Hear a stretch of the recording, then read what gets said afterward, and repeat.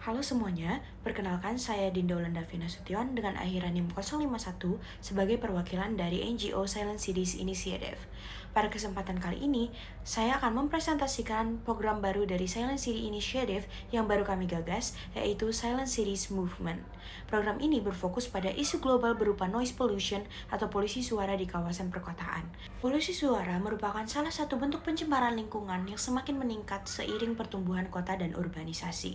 Sumber kebisingan dapat berasal dari lalu lintas kendaraan, proyek konstruksi, kawasan industri, maupun aktivitas komersial yang menggunakan pengeras suara. Masalahnya, kebisingan sering dianggap sebagai bagian normal dari kehidupan perkotaan, sehingga jarang mendapat perhatian serius. Padahal, paparan kebisingan yang terus-menerus dapat menyebabkan gangguan tidur, stres, kecemasan, dan menurunnya konsentrasi, hingga dapat meningkatkan resiko penyakit kardiovaskular. Oleh karena itu, isu ini perlu mulai dipandang sebagai masalah kesehatan publik dan lingkungan yang membutuhkan solusi bersama. Silent Cities Movement mengusung slogan Every Citizen Has the Right to Silence, yang berarti setiap warga berhak mendapatkan lingkungan yang tenang dan sehat. Gerakan ini berangkat dari keyakinan bahwa kualitas hidup masyarakat tidak hanya ditentukan oleh pembangunan fisik atau pertumbuhan ekonomi, tapi juga oleh kenyamanan lingkungan tempat mereka tinggal. Kami ingin membangun kesadaran bahwa ketenangan merupakan bagian dari hak masyarakat luas atas lingkungan hidup yang baik dan sehat. Oleh karena itu, pemerintah, sektor swasta, dan masyarakat perlu bekerja sama untuk mengurangi polusi suara di perkotaan. Dalam pelaksanaannya, akan ada 4 kegiatan utama. Yang pertama, Urban Noise Audit, yaitu pemetaan tingkat kebisingan di berbagai titik kota untuk mengetahui area yang memiliki tingkat kebisingan tertinggi. Yang kedua, Silent Hour Campaign, yaitu kampanye publik yang mengajak masyarakat untuk lebih sadar terhadap dampak kebisingan dan mengurangi perilaku yang berkontribusi terhadap polusi suara. Ketiga, Community Sound Watch, yaitu pembentukan kelompok relawan masyarakat yang akan membantu mengawasi dan melaporkan titik-titik kebisingan di lingkungan mereka. Yang terakhir, Policy Advocacy Forum, yaitu forum dialog antara masyarakat, akademisi, dan pemerintah untuk menghasilkan rekomendasi kebijakan pengendalian kebisingan yang lebih efektif. Dari sisi kekuatan, program ini mengangkat isu yang masih jarang diperhatikan oleh NGO lain, sehingga memiliki nilai inovasi yang tinggi. Selain itu, isu ini berkaitan langsung dengan kesehatan masyarakat. Tapi ada beberapa kelemahan, seperti rendahnya kesadaran masyarakat mengenai bahaya polusi suara dan sulitnya melihat dampak program dalam jangka pendek.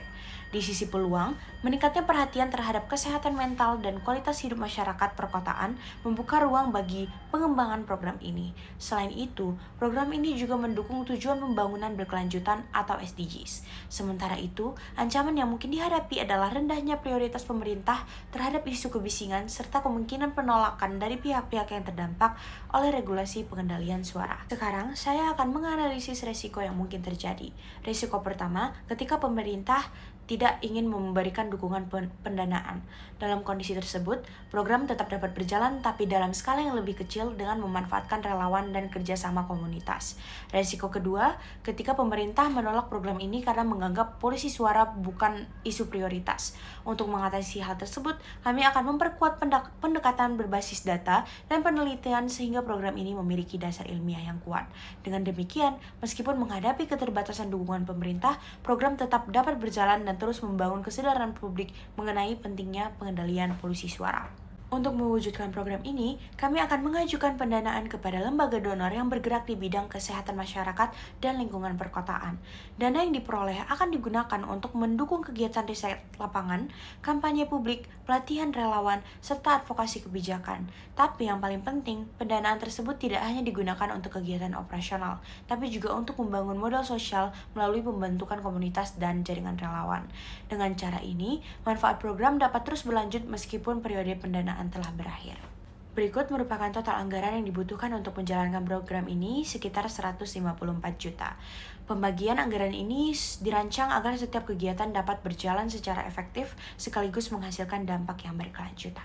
Dalam jangka pendek, program ini diharapkan mampu meningkatkan kesadaran masyarakat mengenai dampak polusi suara serta menghasilkan data yang dapat digunakan sebagai dasar penyusunan kebijakan.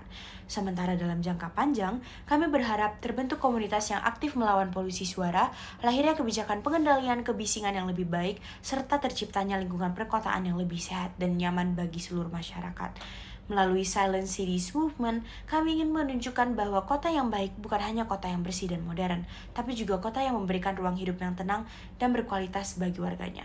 Sekian presentasi program dari Silent Cities Initiative. Semoga program ini dapat diterima oleh pemerintah dan seluruh pihak-pihak yang diajak bekerja sama.